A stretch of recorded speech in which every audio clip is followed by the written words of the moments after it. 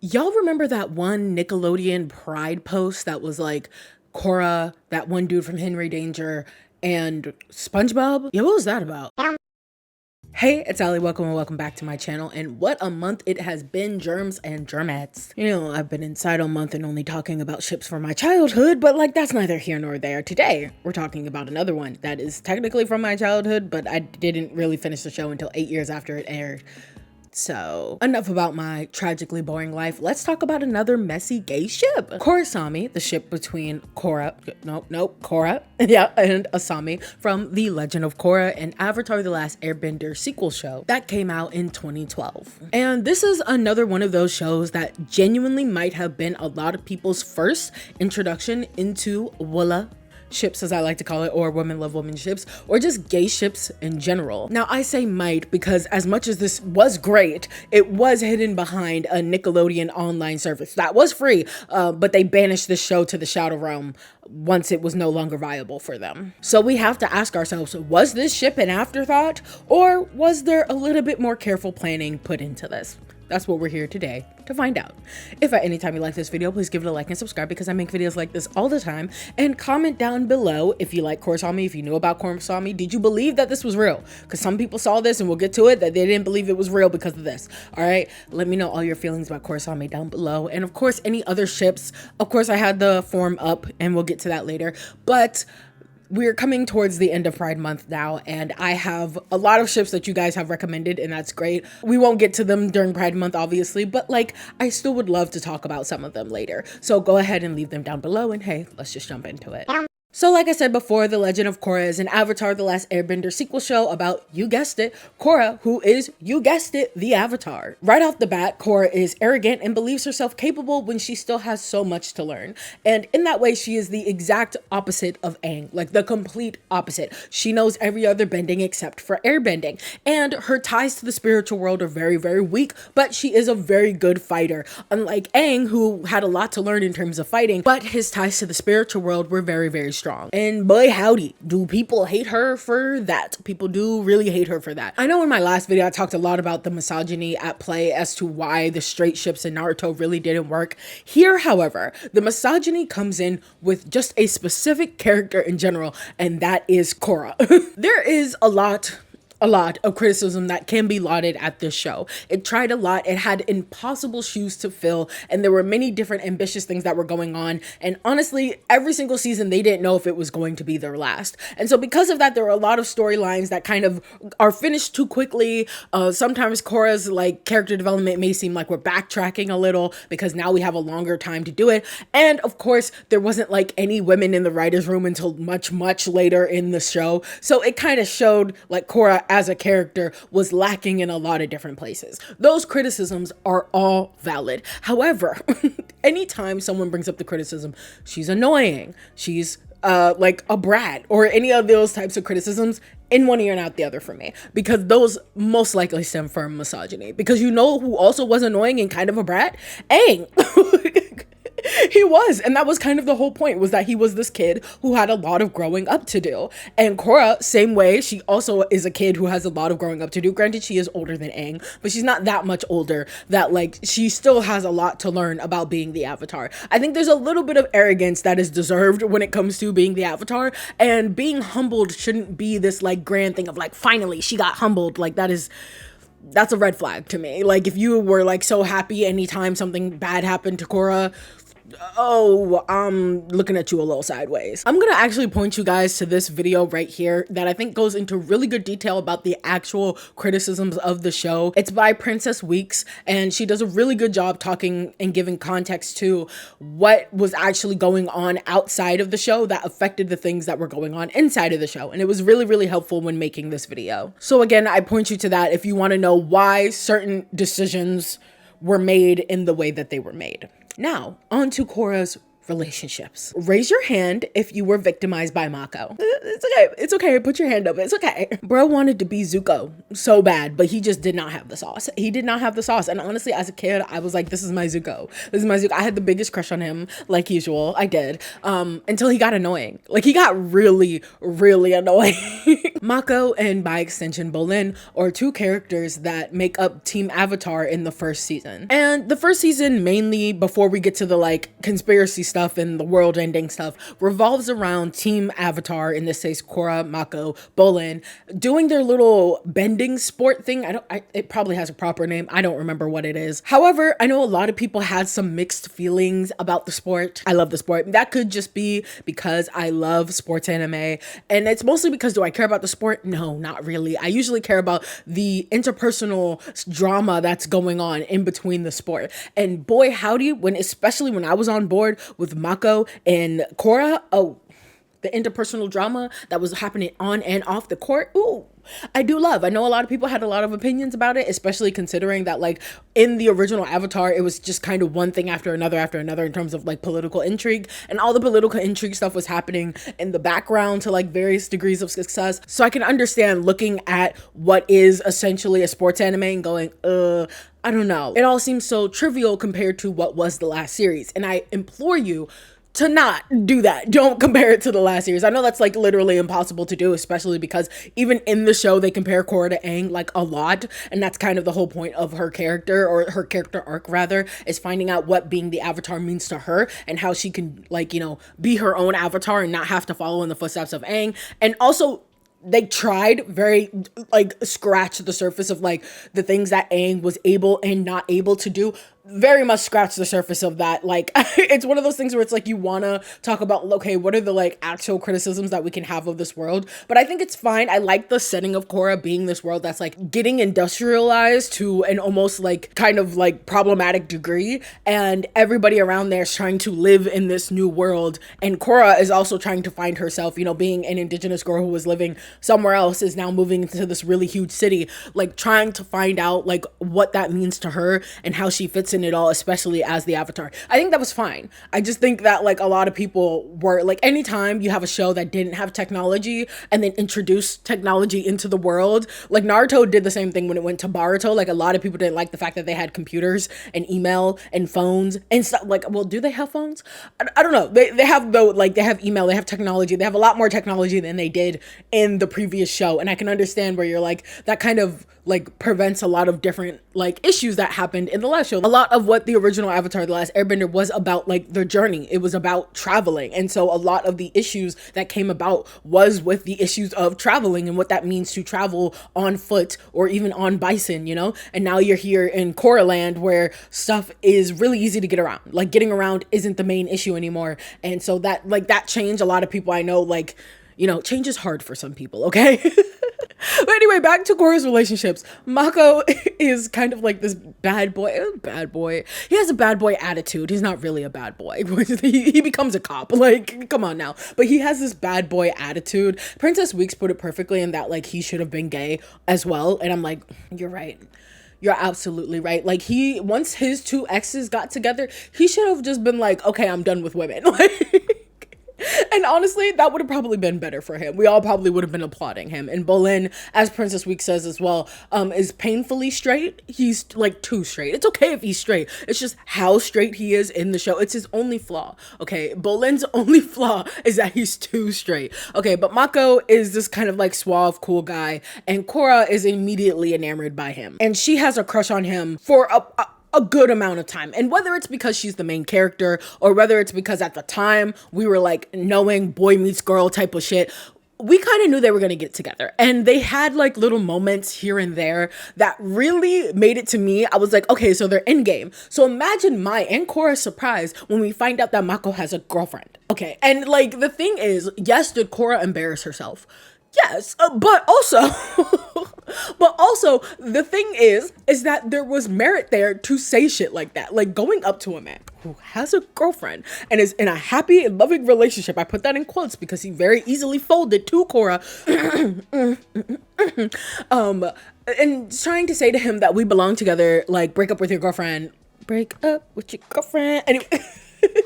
Like, just break up with your girlfriend and get with me. Like, Korra, girl, like that shit was embarrassing. But here's the thing, is that it wasn't unfounded. Like, him trying to be like there's nothing between us is literally a lie. In fact, we were set up, the whole point of Mako having a girlfriend being a twist is because we as the audience and Korra thought there was something there. And so if you have a girlfriend, why did us, the audience, and Korra believe that there was something going on between the two of you? Yeah, he was emotionally cheating the whole time. I'm sorry, I don't know what to tell you. And it gets worse because then when he semi breaks up with Asami, they're not like completely, like their relationship becomes complicated. And so I don't know what the fuck that is supposed to mean. What are we trying to tell young people who are watching this show on Nickelodeon primetime television? I don't want to know. He doesn't really break up with Asami, but then Korra and Mako kiss. But like, so anyway, they kiss and that becomes a whole thing. And then Korra is relentlessly, like, I'll give it to her, she is relentlessly chasing after Mako. And Mako's like, I'm in a relationship. And she's like, okay, sure. But you know, you and I have something going on. And I'm like, girl, do you not understand that you are the other woman? And if he goes with you, which he does, you are the rebound. Like, as soon as he's like, yeah, me and Asami aren't a thing anymore, Korra's like, whoop, and almost immediately they get together. Like, Korra, stand up. Scandal. But it's okay because thankfully Mako becoming a cop seems to slap the shit out of Korra enough that she realizes that, oh wait, yeah, we're not gonna work well together. And that's 2 for 2, Mako. That's 2. You fumbled 2 bad bitches and then said bad bitches got together. Like, I don't know how much you think I would not kill myself if I knew that my 2 exes got together. I know he's supposed to be like, haha, okay with it, but like, oh my God, I think I'd throw myself off a cliff, especially if my 2 exes were 2 bad bitches that I fumbled. Like, the breakups were my fault, which both of them were. So, like, it was real hard to root for Mako by the end of the series. Like, it really, really was. But to Asami, we're done talking about the men. To Asami, we know, however, that she really wanted to become Korra's friend at first. Even when there was this whole thing going on, she, unlike Korra, seemed to be very poised, very like patient. That's the whole thing with Asami, is that she's so patient, right? And she seemed to be like understanding of the fact that like Korra was like, it was pretty obvious, right, that Korra was jealous of her. Korra even apologizes later when she's like, hey, I had you pegged all wrong. I thought you were just some prissy little princess, yada yada yada, but you could throw down with the rest of us. Like, it was kind of giving pick me in the beginning. Like, Korra was indeed giving pick me in the beginning, and it's really sad. But this is the best outcome, okay? This is the best outcome of like pick-me-ism to lesbianism, like, or in this case, bi-ism for the both of them. Like, that's the best case scenario, because the worst case scenario, she would have just been jealous of Asami for the rest of the show, which unfortunately, it like, when I remember watching it and not really thinking anything of it. In fact, honestly, I probably was rooting for Korra at the time, like, because that type of like girl versus girl over a boy thing in like animation, TV, like any sitcom especially, it's a thing. It's a huge thing, and it sucks so bad. And I'm so glad we've somewhat gotten over that. I can't speak of the children's shows of today, but like, it seems like this was definitely groundbreaking in more than just a couple of ways. Like, in the instance of them two actually becoming really good and close friends before we even get to the romantic stuff was huge, especially in a show during a time where it would be really, really easy to just make Korra jealous of Asami and have Asami be the one who gets humbled, and us to be like, yeah, and that was the right thing to do, and you should cheer for Korra when she does that. Glad that they became friends. Glad that Korra realized that she was being kind of crazy, and obviously she believed she was kind of crazy because at the end of the day she got Mako right before they all broke up and like whatever. She did get Mako, so she did get her man at the end of the day, so it's like, oh, because I got my man, it's okay, we can become friends. Okay. But Asami, the ever patient girl over here, which I think there's something to be said there about the trope of like the in-game significant other being a little bit too patient. Like, if this was real life, or if this was a slice of life, I do believe that we would be screaming at the screen for Asami to move on, because there were multiple times, even after they had all become friends, that Korra treated Asami a little bit. I remember I was watching my old Korra video. Do not watch it. It is when I watched Korra for the first time in like 8 years, and I finally finished the show. In it, I said that Asami and Mako, to an extent, deserve deserved better when it came to Korra. And I didn't give any context to it. Again, it's not that good of a video. I wish I gave context to it, but I do remember that, and I do believe that I remember that a lot of the times the whole thing about Korra and stuff that she has to learn is like leaning on people and not doing things herself or putting others in harm's way because of her steadfastness and stuff like that is something that like I remember looking at Asami and I was like, girl. But you know what? Asami's right where she wants to be, all right? She girl boss too close to the sun, but she got what she wanted in the end. So really, who am I? Like in the end, I think that Asami, who is this like very smart and capable girl, very hashtag 2010s era feminism girl boss, capitalism girl boss era. She was doing it all back then. Okay. Korra, you know, gets it together eventually. And I do love that for her. I love that for Asami and I love that for Korra, right? I do, however, wonder, this is like a superhero thing issue, like whenever there's a show about someone who has to save the world, who is the hero of the world or whatever, the significant other, especially if that significant other is a civilian, is so hard to like not have an imbalance of power there no matter what. Like there will always be a power imbalance there, which is why I think Asami as a character had to be so patient and so forgiving of like every misstep that Korra takes. Because again, if this was a slice of life or if this was in real life, I'd be like, girl, don't do it. Don't do it, because what happens the next time she says something like that? Like, you know what I mean? But like in this case, in this fictional show, right, Korra has to go through all of this like level of character development, and on top of that she's saving the world, so she kind of catches a break in that way. And to me, I'm passing it off to the audience, because to me, I feel like this is a rock and a hard place type of situation, because we see it in other shows too, like Invincible, for example, with Amber, and how like a civilian significant other rarely ever works. And if it does, the significant other has to be the most patient and like selfless person in the world.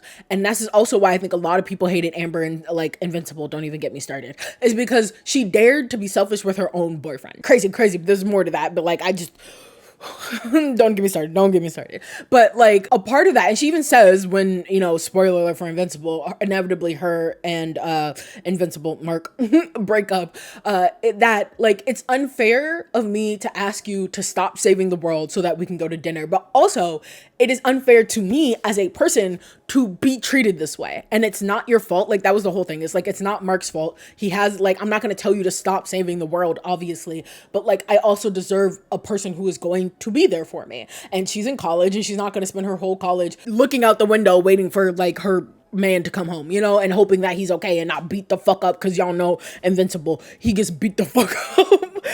So in this case, it's like a very like watered down like type of version of that. They never really talk about that because Asami is on Team Avatar, and so she's also helping like save the day, just never to the extent that Korra is going to. And because of that, it is always going to be like that power imbalance there of like she has to be patient. Otherwise, it's just like, like you just get left behind constantly. And so this, especially this ending right here, I guess it was trying to show that like, she's never going to be on Korra's level, but she can hold her own enough. And so that already causes like a difference there between like the Amber and Mark thing. And this is like, oh, she can hold her own. At least somewhat, because I know they go into like the spirit world after this, right? And there are 3 comics, beautiful segue to the 3 comics that come out after this. Now, you know how I feel about canon media that has to come out afterwards in order to solidify something that should have been solidified in the first place. However, I did get some like knowledge from y'all and from a close friend of mine who talked me through what was going on in the fandom during this time, because I wasn't in the fandom at the time, about how people felt about these comics. And overall, it seems the reception was positive to these comics. However, it still is kind of like, but then that also begs the question of like, did they have any other choice? Before we get to that though, these 3 comics. So in these 3 comics, it's just them going on like a little joyride. They kiss multiple times. They go through a bunch of stuff in the spirit world. Also, there's some stuff outside of the spirit world that happens, you know, just other conflict and things like that. Kuvera, that's how you pronounce her name? That's my girlfriend. I am Kuvera apologist. She straight up tells Asami to try and get in between them, that like, you've done so much for Korra. You've sacrificed so much for her. And what have you gotten in return? And obviously it doesn't work. However, is she wrong? Is she wrong? No. Why? Because Kuvera is never wrong. She's never wrong. She's never ever wrong. I'm sorry, I'm a Vera apologist, I'm sorry. Anyways, oh, I also forgot to say that they're red and blue, you know, they are also red and blue. Technically, Maka was also red, so they had the whole red and blue thing going on too, but this is the better, superior red and blue in my opinion. But outside of the comics, I do think that in the show, they did have some moments that, like, in any other circumstance, I think a lot of people would view as, like, platonic, but personally, I also view it as romantic. Number one is the fact that, like, post the trauma that happens to Korra, Asami is the only person that she reaches out to via letter. And of course, again, you can see this as, like, well, yeah, Bolin, you know, he's overexcitable, and Mako, he's the ex, so, you know, it's a little weird to, like, be messaging them, like, you know, especially with all this, like, stuff she wants to get out of her heart and, like, whatever. And yeah, you could say that, but, like, you know, hindsight is 2020, and looking back at it now, the fact that she chose to message a person that she has known for the least amount of time, right, and Asami was like, don't worry, we can just keep this between us, because Korra didn't want Bolin or Mako to feel left out that they weren't getting a letter. Right. No. Yeah. No, that's like, you know, writing letters in the stars. Yeah. I've also seen a couple of posts about, like, how much pining Asami was doing, building a whole statue to her. Yeah, girl, you're not beating the allegations, girl. Because make no mistake, Korra is still a himbo at the end of the day, and Asami literally built, like, a fucking thing for her and was still just like, oh, that's my best girlfriend. Yeah. I think we also need to look at this from the other side. I know some people hate this, but if Asami was a boy, we would look at their slow burn and also all of the little moments that they had together. We would be looking at it as, like, oh, this is the next relationship that Korra is going to get into, especially after Mako being the ex, and also Bolin, you know, something was there for like half a second and then it wasn't. Like, Asami, just by nature of being a boy and having this close relationship to Korra, we would all literally be looking at that from, like, oh, they're gonna end up together. I think it's interesting to look at stuff like this through a heteronormative lens sometimes, because people really do try and be like, oh no, it's different, when it really isn't. And when you apply a heteronormative lens to a ship like this, it makes it painfully obvious. Something people will talk about later is how there wasn't much there for Korra and Asami. And while I do agree with that somewhat, again, if we saw Asami being a guy, because with heteronormativity, the bar is on the fucking floor, people can't just have, like, casual, like, quiet romance in their shows. Like, with gay romance, it has to be so out there and in your face, in the sense that in order to be validated as a real canon thing that happened, these people have to literally shout from the rooftops, I'm gay, instead of just being in a relationship like any other normal person would be in real life. I'll get into all that later, but I think looking at this through a heteronormative lens is important because of that. And so, like, towards the end, where, like, Asami just had to start laying it on thick. Oh yeah, I really love your hair. It really suits you. You know, how about we go together? You and I go together to do this thing, and, like, we leave the other boys behind. You know, just as girlfriends,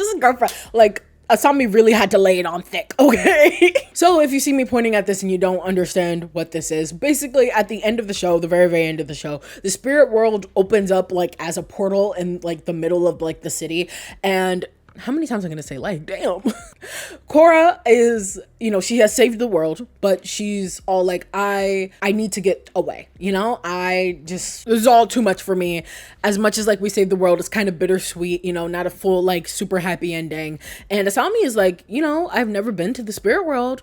Could be fun to go. And so they literally in, like, 2 seconds pack up and, like, go to the spirit world. This is literally, like, from the time that they say, hey, let's go to the spirit world, like, literally 2 seconds later, it's, like, framed as, like, almost the same day. I guess it's technically not, but it looks like it's the same day. They pack up all their shit and they just walk into the portal, and they're walking hand in hand. They turn towards each other, and then it fades into white as they, like, enter the spirit world. And that's how the show ends. Yeah. Yeah. And so the question on a lot of people's mind that we will get to when we get to the audience participation was that intentional, or was it something that you could easily, you know, vaguely say, like, yeah, sure, it was intentional?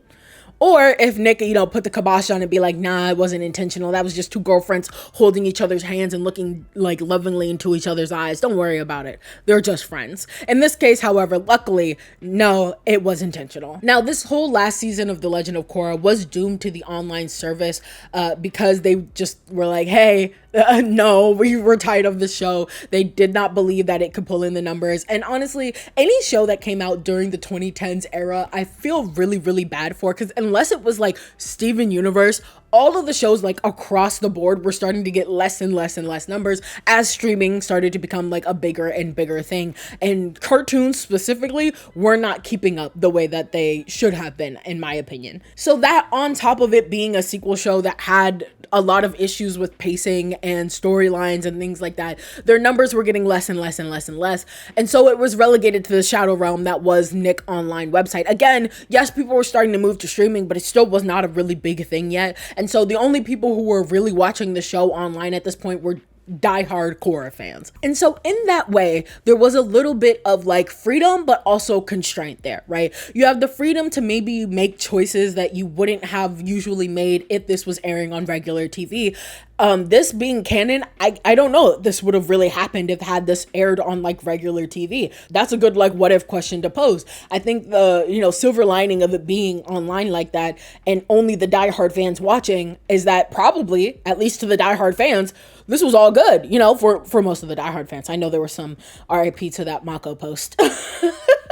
RIP to them. But you know, this was something that like at the time still was like one of the first. Like this is 2014 and gay marriage doesn't get legalized until the following year in June of 2015. And of course, these types of representation do not happen overnight. So the fact that like this even happened at all, even if it was online, was still very, very big in this space and was definitely one of the first. It probably wasn't the first. I'm sure someone can dig up the first of something, but on a children's television show for kids, again, even though it was online, it was for kids, a primetime TV show, and a show as big as Avatar: The Last Airbender.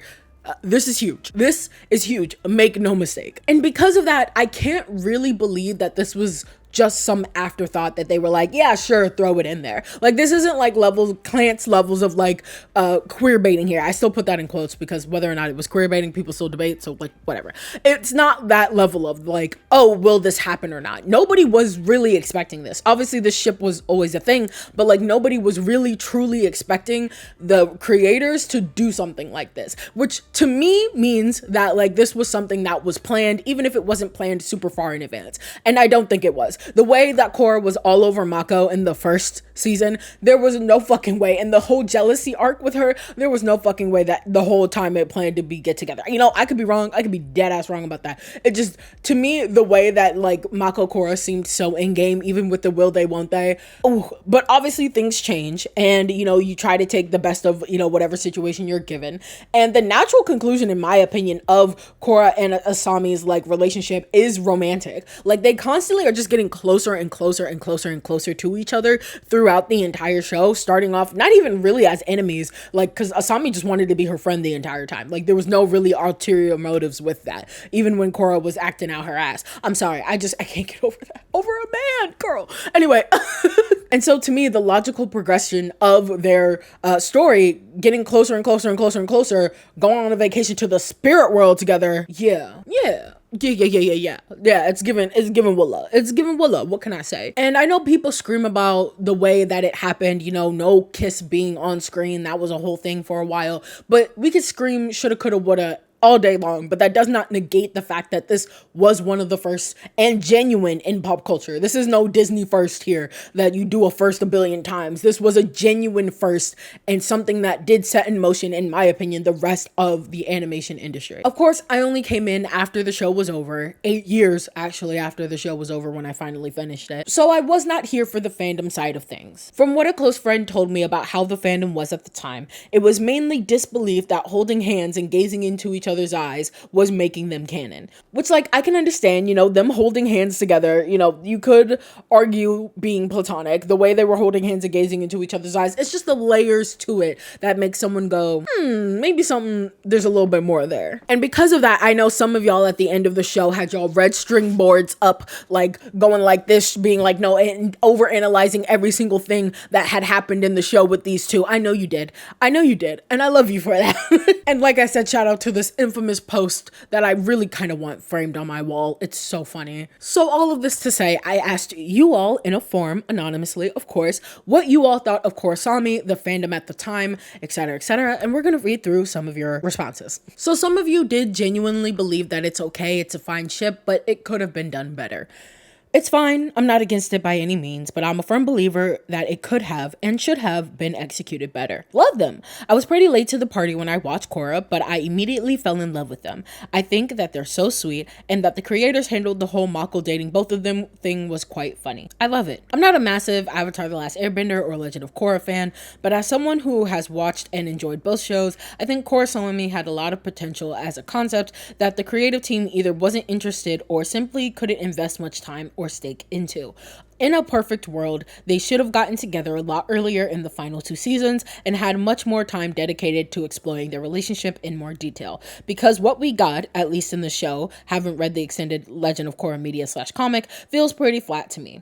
Also, I fear someone on the team should have had the idea a lot earlier and had implemented into the show.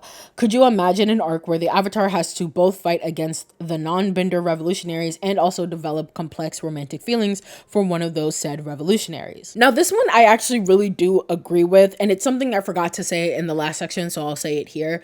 This idea of like, you know, we just don't know how much like Nick was holding behind their backs, like in terms of being like, yeah, the Nick censors got to it, or no, the Nick censors didn't get to it, and this could have been planned all along. And I think had Korra gotten one more season, everything that happened in the comics would essentially happen here. Just like how Mako and Korra took like a season and a half to like really get together, I think the same thing would have happened here. Like them holding hands, maybe they were like a little bit blushy about it. Maybe we'd actually get to see like Asami kind of be not pushy, but like a little bit super forward because Korra is kind of a himbo, you know? Like, I think those would have been like really cute moments to have. But of course, like I said, shoulda, coulda, woulda. There's only so much you can say like in hindsight. Don't interact much with the fandom, but from what I've seen on Tumblr, they're pretty calm. I am neutral on the ship and believe that it was deserved better writing wise. I do think it's a shame that people view it as this great lesbian ship when it doesn't hit the criteria for me, and it just kind of goes to show how we need more well-written lesbian and overall queer rep within media. Now that I have to agree and disagree with. Agree that we do need better lesbian queer media. This is not lesbian queer media, however. It's WULA, aka Women Love Women, because both of these women are bisexual or somewhere on the bisexual spectrum. And I think that is something that a lot of people kind of hate on the ship for, because biphobia is real. Is real. It is definitely real.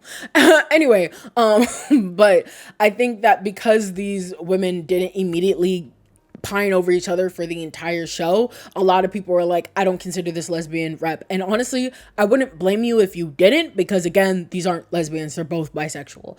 You could say they're really good walla representation, but I don't blame you to be like, I don't really want to claim this as, you know, lesbian representation. I think that's fine. In this case, it's one of those things where like sometimes the labels that you put on do matter, because especially for bi people in shows where it's like, oh, they're either going to end up with the you know, same sex, or they're going to end up with a man and their entire bi-ness will be erased from them. That's a whole nother conversation for a different day, but I totally understand where this person is coming from. Haven't really watched The Legend of Korra, but I do know the basics of KorraSami. I don't know too much about the fandom and the shipper surrounding KorraSami, though I'm aware of its reputation, which is basically that, you know, Legend of Avatar, Avatar: The Last Airbender, just in general, has a very, like, I would say, like, cult following to it. The original show is one of the best shows like ever made, period. So on top of that, plus, you know, all of the like stuff that goes on within the shows, the representation, everything about it, people hold it very fiercely to their hearts, and that can cause some people to be a little crazy, especially when it comes to ship wars. Girl, the fucking Zuko, Katara, and Aang Katara shippers. Oh, I'm not touching that with a 10-foot pole. Started as a cracked ship, and now we're here. I was there when it was written. Wasn't on Tumblr full-time yet, but kept up with the fics and stuff. Fanfiction.net, baby, all the way. Personally made me think about my own sexuality and come into my identity, which is always nice to hear. This is why this shit matters, by the way. It was funny seeing some fandom reactions to Mako, because everyone really hated him after book 2. Honestly, did not think that they were going to do it, especially after the trash fire that was book 2. One of the few instances of bi for bi Willa ship we get and probably will see ever again. Also love how they got the red and blue gay torch from Ruby and Sapphire from Steven Universe. And the next question I asked you all was, did you feel like it was rushed, or did you feel like they did what they could with the Nyx censors? From what I remember, it was pretty rushed, but I only made it to the end of The Legend of Korra once, if that. Mostly, I think their dynamic was fine, but the ending was a bit unearned. I was a middle schooler when I was deep in the fanbase, so back then I had a bit more angsty outlook on the whole thing. I was pretty pissed that the sapphic ships were treated like an afterthought when made canon, but in this case, that was maybe just due to censors. But I also wish there was more flashy and dramatic sapphic pairings, and KorraSami didn't fit the bill. Like, there were no super iconic Roman Empire sapphic ships that the fandom propelled, equivalent to the likes of something like Narasasu, or even like the Katang versus Kutara debates from Avatar: The Last Airbender. The romantic drama in Korra is infamously a huge drag, and KorraSami was just kind of there. In retrospect though, I honestly prefer that LGBT rep can just be tossed into a show casually, as it helps to normalize queerness in the eyes of the media. So yeah, I don't really ship KorraSami per se, but I'm glad they got their happy ending. Them being the last shot of the show is a bit cheesy though. I really like this take because whether or not you believe it was rushed, when we look at what it is for what it is, like the relationship obviously needed a lot more development in my opinion as well. Especially compared to what we got with Aang and Katara, whether or not you like the ship or not. They were a slow burn over the course of the entire show. And so I can understand why people would love to see that, especially after the dumpster fire that was Mako Korra. It was indeed a dumpster fire. And so after that, especially going through the things that Korra went through, it is understandable that she didn't jump into a new relationship finally right away, you know? So of course it would have been nice to have one extra season that did genuinely dedicate to the growth of their two relationship. And I do agree again with this post saying that like they didn't really have any like super duper standout moments, just little quiet moments here and there, which are nice to have. And I think had this not been one of the first, you know, types of rep we got, it would have been nice to see just those quiet moments of these two characters just quietly getting together. But in a show as loud and as bombastic as Avatar: The Last Airbender, it kind of is, you know, a little lackluster in that way. It was definitely rushed, but many of the friendships and relationship dynamics in Legend of Korra were rushed / forced, including many of the canon ships. In some shape or form, yes, and it's still not well written even without the Nyx censors and the context behind what happened. Yes, but unfortunately, given the circumstances of how queer representation is often handled in media, I think they did their best with what they were given. Showing blushing between two women hand holding to slowly build up their relationship would have probably had the Nyx CEOs thrown into a frenzy about how inappropriate this was for children, how they are going to lose money, yada yada yada. I understand the issues of having queer romance in a kids cartoon in the 2010s probably made it difficult for the creators to get away with making KorraSami canon. Still, this doesn't change the fact that the ship was not handled that well. I blame mostly the expectations of catering to the homophobes for the lackluster execution of the ship becoming canon. Yeah, but ultimately, I don't really care. I think that censorship played a huge role, and the creators had to be really careful with KorraSami, hence why it felt so rushed. It mattered more to me that there was a canon Willa ship show in a show / comic I could look up to than the explicit physical development of their romance. My standards for queer rep were in hell when I first watched Korra. I think also that the comics really made up for that rush feeling. They were so genuine and were great character studies. Highly recommend if you haven't read them yet. Overall, I don't care that it feels rushed. I'm perfectly content imagining the behind the scenes scenarios for their inner monologues myself. I think it was rushed, but it was acceptable for how much little time was given with the censors. I'm gonna scroll the rest of these on here. I think we do have to think about, and it's hard to do now because, you know, we've had so much really good queer rep since then. I think it's really hard to put yourself in 2014's shoes to look at this and really go, was this good or was this not good? You know, I think it's really interesting to me that people are like, yeah, well, it still is no excuse, versus like, yeah, it's okay though, because especially as a kid, it helped. And I think every little thing helps. I think nowadays, if something like this were to happen, I definitely absolutely would call it a fucking shoe-in. You rushed it.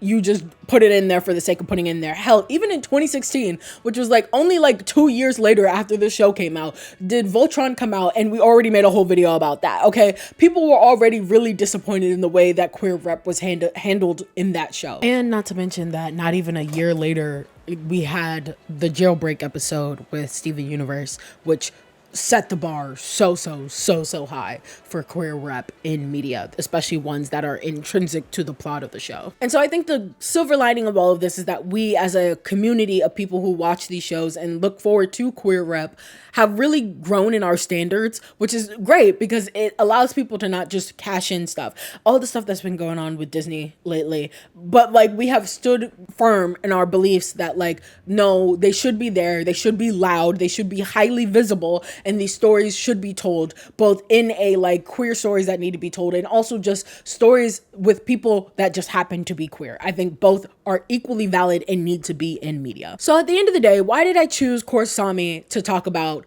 than other iconic Woola ships? You know, we had Garnet from Steven Universe, which also is like one of the blueprints, like took this and then raised the bar so high that like people are still trying to chase it. Klexa from the 100, which honestly was my first introduction into like Willa queer bait. Like we don't get a whole lot of like women love women queer bait, but Klexa was it. And like the first time I was really introduced to like the bury your gays trope. So they were also pretty messy and iconic in that way. And those magical girl bitches who I still haven't watched the show yet. I'm sorry, I'll get to it. I promise. I have not gotten to it. And honestly, not only is it my own personal experience, but it's also the timing of it all. This show ended less than a year before gay marriage got legalized in the US, with Korra ending in December 2014 and the bill being ratified in June of 2015.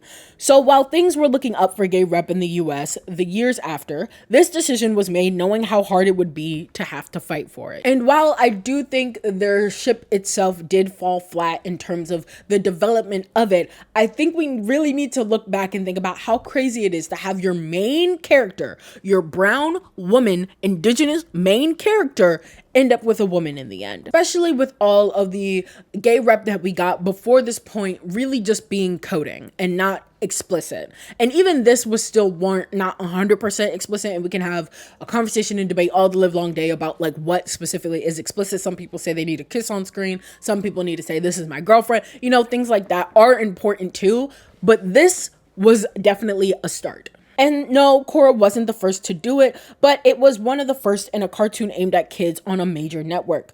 These types of shows did indeed break down barriers, even if they did it a little bit shakily, even if it didn't do it in the most perfect way. And as this post so eloquently says, KorraSami held hands so that Cachorra could kiss, so that Cat Vi could fuck in a prison cell. Thank you for watching all the way to the end. If you did, you are a real one. And before we finish this video, please, if you played or watched someone play, like me, Deltarune chapters 3 and 4, please fill out the form below. We have one more Pride video to get to this month. And because the Deltarune worms are just in my head and Tricky Tony decided he wanted to put as many gay people as he possibly could in this fuck ass game, we are going to talk about that. We're going to talk about all of the issues within the community, the fandom, as it relates to gender, sexuality, and everything under the sun with the LGBTQ plus rep inside of Deltarune. So please let me know all your feelings about it in the description below for the last one. And of course, like I said, I have an idea form as well. If you want to leave your ships there or any other topics you want me to talk about, leave it down there. I'll also put it right under the Deltarune form. And if you haven't watched me play Deltarune yet, I played chapter 1. I couldn't play chapter 2 on stream, unfortunately, but chapters 1, 3, and 4 are on stream. So yeah. And if I ever get a Switch 2, I will play the whole thing on the Switch 2 and do the weird route stuff. So you can watch me play that there too, right here on YouTube. Thank you so much for watching.